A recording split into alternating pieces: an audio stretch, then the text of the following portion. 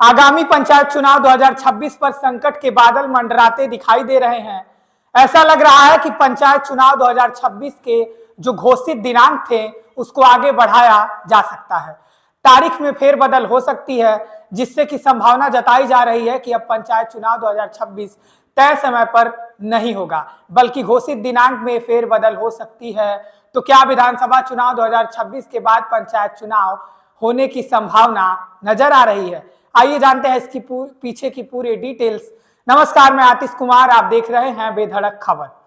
दरअसल पूरा मामला यह है कि एक याचिकाकर्ता ने हाईकोर्ट में याचिका दायर कर मौजूदा पिछड़ा वर्ग आयोग के अधिकारों को चुनौती दी थी कि अक्टूबर 2025 में पिछड़ा वर्ग आयोग कमीशन का कार्यकाल समाप्त हो गया है और सरकार ने अक्टूबर 2026 के लिए कार्यकाल को बढ़ा दिया है। लेकिन आयोग के पास कानून रूप से समर्पित अधिकार न होने से सवाल उठ रहे हैं। समय से चुनाव कराने से पहले बड़ी बाधा ओबीसी आयोग कमीशन के पास समर्पित अधिकार न होना ही बताया जा रहा है। यदि ओबीसी कमीशन का गठन कर लिया जाए तो आरक्षण नियमों के अनुसार सीटों का बंटवारा करने के लिए लगभग 1.5 महीने का समय चाहिए। इसके अलावा अन्य औपचारिकताओं को पूरा करने के लिए भी अतिरिक्त समय की आवश्यकता होगी, जो कि एक बड़ी चुनौती साबित हो रही है। इसलिए पंचायत चुनाव 2026 समय पर संपन्न होते हुए नजर नहीं आ रहा है।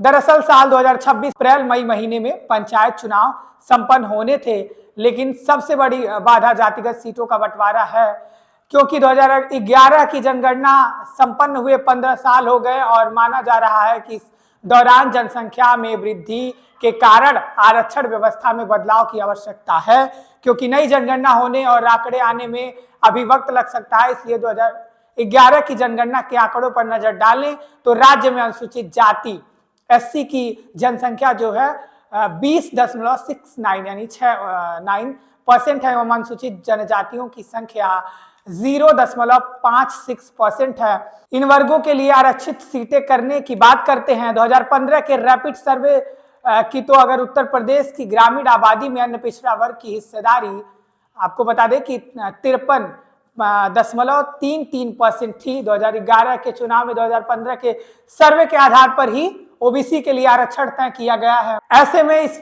पंचायत चुनाव में ओबीसी के लिए आरक्षण का प्रतिशत 27% रखना अनिवार्य है। इसलिए अब की बार संख्या में हुए बदलाव को ध्यान में रखते हुए आरक्षण तय करने में समय लग सकता है। इसी आधार पर जानकारों का कहना है कि चुनाव तय किए गए अप्रैल मई महीने में होता संभव नहीं दिख रहा है।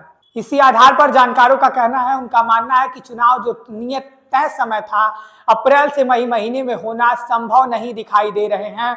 चुनाव को का डेट है जो उसका डेट टाला जा सकता है। फिलहाल अभी हमारी भी नजर इस पर बनी हुई कि आखिर चुनाव कब तक कराए जाते हैं, क्योंकि एक तरफ हाईकोर्ट में जो याचिका दाखिल हुई थी उसका निपटारा तो कर दिया गया है, लेकिन आखिर चुनाव आयोग कब कराता है?